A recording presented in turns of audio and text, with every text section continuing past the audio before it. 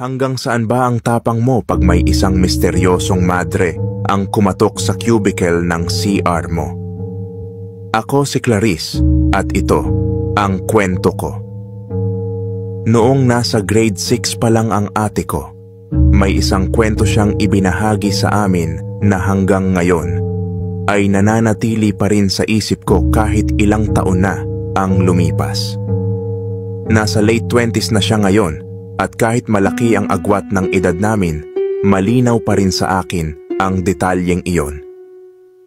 Isa siyang estudyante noon sa isang Catholic school sa Pasay, sa isang institusyong pinamamahalaan ng mga pari at madre. PC Prisa noon. Ito ay isang event na kung saan every school year, lahat ng private school sa Pasay ay nagtitipon-tipon para sa isang sports competition. Bawat eskwelahan ay may kani-kaniyang delegasyon.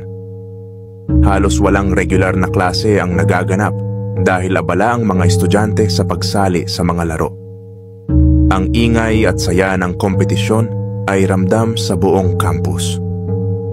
Ngunit sa kabila ng kasiyahan, may kakaibang mangyayari. Isang araw habang kasagsagan ng mga laro, kasama ng ate ko ang kanyang matalik na kaibigan na tawagin na lang natin sa pangalang Sunshine. Ihing-ihi na si Sunshine at dahil nga sa dami ng tao sa school noong mga oras na iyon, puno ang bawat CR na kanilang madaanan. Napagpasyahan nilang maghanap ng mas tahimik na lugar at natunton nila ang isang banyo na malapit sa faculty. Kakaunti lang ang mga tao roon at kadalasan mga guro lang ang gumagamit.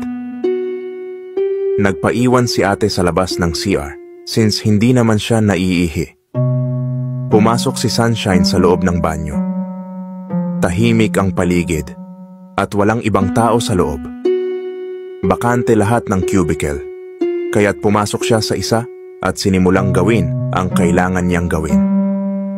Ngunit habang siya'y nasa loob, biglang may narinig siyang kumakatok sa pintuan ng cubicle niya.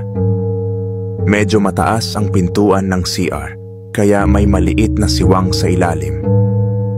Kaya't sinilip ni Sunshine ang ilalim ng pinto at nakita niya ang sapatos ng isang madre. Sabi niya, "Ay sister, may tao po." Pero patuloy pa rin ang katok. Hindi siya makagalaw sa takot, ngunit alam niyang kailangan niyang tapusin ang ginagawa niya. Nang matatapos na siya, bigla namang tumigil ang katok. Ngunit nararamdaman niyang nakatayo pa rin sa harap ng cubicle ang madre. Nang tumayo na siya para itaas ang underwear niya, doon niya nakita ang pinaka-nakakatakot na mukha sa buong buhay niya. Nakita niya ang ulo ng madre, nakadungaw mula sa itaas ng pintuan ng cubicle, nakatingin sa kanya at nakangiti. Ang ngiti ng madre ay nakakatakot, para bang nakaunat ang mga ito hanggang tenga. Ang mga mata nito ay sobrang itim na hindi mo na makikita ang mga puti nito. Tila napako si Sunshine sa kanyang kinatatayuan. Hindi siya makasigaw, hindi siya makatakbo. Nang tingnan niya ulit ang mga paa ng madre, doon niya napansin ang isang bagay na mas nagpatindig ng kanyang mga balahib. Ang mga paa nito ay nakalapat pa rin sa sahig. Ngunit ang ulo nito ay nasa taas ng pinto. Imposible para sa isang tao, lalo na sa isang madre, na maabot ang taas ng cubicle nang hindi inaangat ang katawan.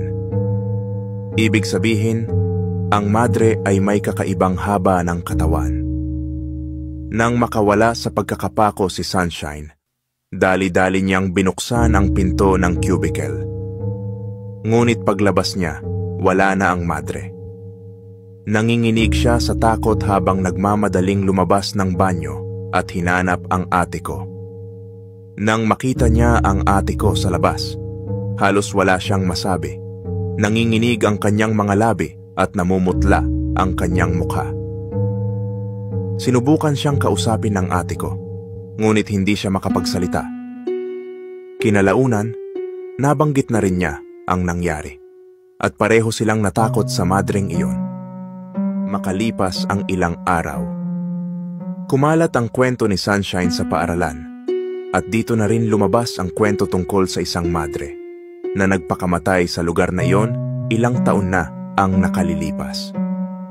Ayon sa kwento, ang madre ay nagpakamatay matapos siyang masangkot sa isang iskandalo. Hindi raw niya matanggap ang kahihiyan, kaya't pinili niyang kitilin ang kanyang buhay. Simula noon, marami ng mga estudyante at guro ang nagsasabing may nararamdaman silang kakaiba sa mga hallway at banyo ng paaralan. Ang iba ay nagsasabing naririnig nila ang pagdarasal ng madre sa gabi, habang ang ilan naman ay nagsasabing nakakakita sila ng isang madre na lumulutang sa hallway. Ngunit ang pinakakatakot na kwento ay nagmula sa isang teacher na nagtuturo ng gabi sa paaralan. Isang gabi, habang abala siya sa paggawa ng lesson plan, biglang may narinig siyang kumakatok sa kanyang pinto.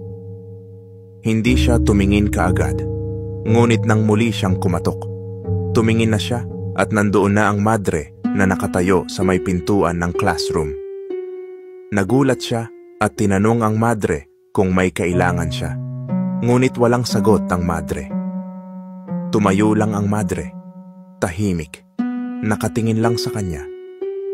Ilang sandali pa, lumutang ang madre nang mabilis papunta sa kanya at sinakal siya nito hanggang sa mawalan siya ng malay dahil sa takot.